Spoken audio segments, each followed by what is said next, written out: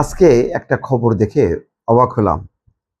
BNP সরকারও আসলো, আর সাথে সাথে একটা খবর যে সাংবাদিক হেনস্থা এবং মত প্রকাশের স্বাধীনতায় হস্তক্ষেপে উদ্বেগ সুজনের।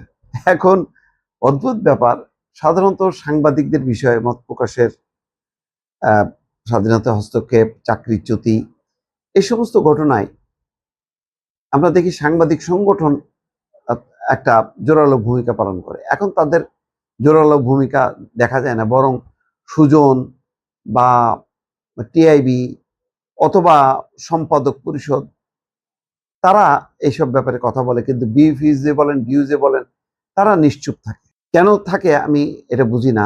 ওই যে একটা দলবাজি বা দলীয়করণ, এই পরিস্থিতিটা এমন জায়গায় ঠেকছে যে সাংবাদিকরা পট পরিবর্তন হচ্ছে। দুইটা পট পরিবর্তন তো হলো, 5ই আগস্টের একটা পট পরিবর্তন, তারপরে এই যে যে নির্বাচন, 12ই ফেব্রুয়ারির নির্বাচনের মধ্য দিয়ে আর একটা পট পরিবর্তন। কিন্তু সাংবাদিকরা যেই তিমিরে সেই তিমিরেই রয়ে গেল। এখন সুজন, সুশাসনের জন্য নাগরিক, তারা বেসরকারি টেলিভিশন, এখন টিভিতে 4 সাংবাদিককে মানে সংস্কার এবং গণভোটের পক্ষে সামাজিক মাধ্যমে পোস্ট করায়, কারণ দর্শানো এবং 7 দিনের কর্মবিরতিতে পাঠানোর ঘটনাকে উদ্বেগজনক এবং অযৌক্তিক বলে মন্তব্য করছে।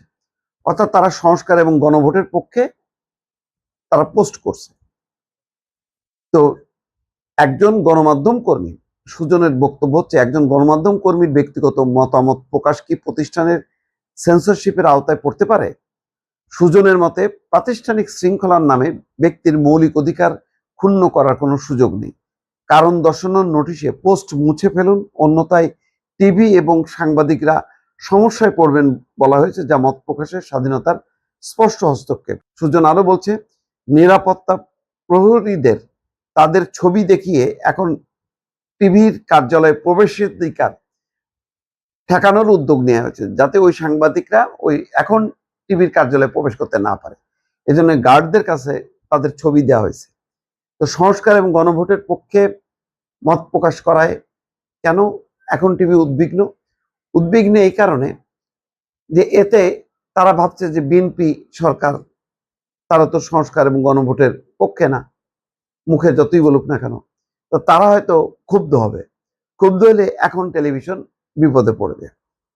আসলে ঘটনা হচ্ছে এই, যে এখন তখন অন্তত 30-40টা টেলিভিশন বিগত শেখ হাসিনার সময় তারা অনুমোদন পেয়েছে। এরা প্রত্যেকেই মানে শঙ্কিত, কারো কারোর মালিকানা বদল হয়েছে, কেউ কেউ শেয়ার ছেড়ে দিতে বাধ্য হয়েছে শুধুমাত্র অস্তিত্ব টিকায় রাখার জন্য। এগুলোর জন্মই ছিল একটা রাজনৈতিক মানে প্রশ্রয়ে, একটা রাজনৈতিক পৃষ্ঠপোষকতায়, দলীয় রাজনীতির পৃষ্ঠপোষকতায়। এখন যেহেতু আওয়ামী লীগ সরকার নেই, আওয়ামী লীগ সরকারের পতনের পর আসলো ইউনূস সরকার, পরাধীন, ভয় কম্পমান। এখন আবার আসলো বিএনপি সরকার, সেই একই অবস্থা। এরা আর কোনোভাবে স্বাধীন হচ্ছে না, এবং হওয়ার কোনো সুযোগও আছে বলে মনে হয় না। কারণ এতগুলো টেলিভিশন কোনো পেশাদারিত্বের ভিত্তিতে এগুলো জন্ম হয়নি, এগুলোতে পেশাদারিত্ব নেতৃত্বও নাই, এবং পেশাদার সংগঠন কোনো কিছুই নেই। মানে দলবাজির কারণে এগুলির সমস্ত অস্তিত্ব বিলীন হওয়াতে গণমাধ্যম আসলে দৃশ্যত চকচকে, আপনি দেখবেন খুব ডিজিটাল, তাদের চেহারাগুলো, টিভি পর্দাগুলো খুব চকচক করছে, কিন্তু তাদের স্বাধীনতা, তাদের মত প্রকাশ করা বা অধিকারের ব্যাপারে সেটার কিন্তু চকচকে ভাব নেই।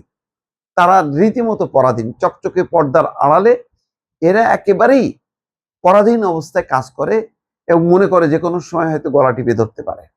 অস্তিত্ব রক্ষা করাটাই এখন মূল বিষয়। এই কারণে সাংবাদিকরা তার ব্যক্তিগত মত প্রকাশ করবে, সেটাতেও এখন টেলিভিশনের আপত্তি। এটা এখন কেন, আরো অন্য টেলিভিশনগুলো দেখেন, নিকোলকে এখন কি দেখা যায়? যমুনা টিভিতে দেখা যায় না।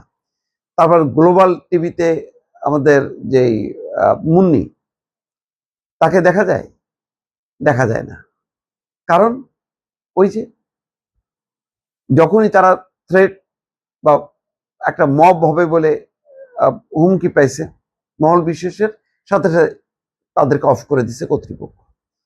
তাহলে আমার প্রশ্ন হলো, এই এতগুলো রাজনৈতিক পালাবদল, তারেক রহমান বললেন যে এখন থেকে আপনারা সবাই স্বাধীন, ডক্টর মোহাম্মদ ইউনূস বললেন আপনারা মুক্তভাবে সমালোচনা করেন। এই যে মুক্তভাবে সমালোচনা করেন, কথা বলেন, তারেক রহমান বললেন যে এখন থেকে স্বাধীন, তার প্রতিফলন তো গণমাধ্যমে দেখা যাচ্ছে না। এর কারণ কি? এর কারণ খুঁজে বের করতে হবে এই রাজনৈতিক সরকারকে। যদি একইভাবে চলতে থাকে, একইভাবে যদি মানে গলার উপরে যদি পা দিয়ে বলা হয় যে গণমাধ্যমগুলো স্বাধীন, আসলে এটা হবে আত্মপ্রতারণা।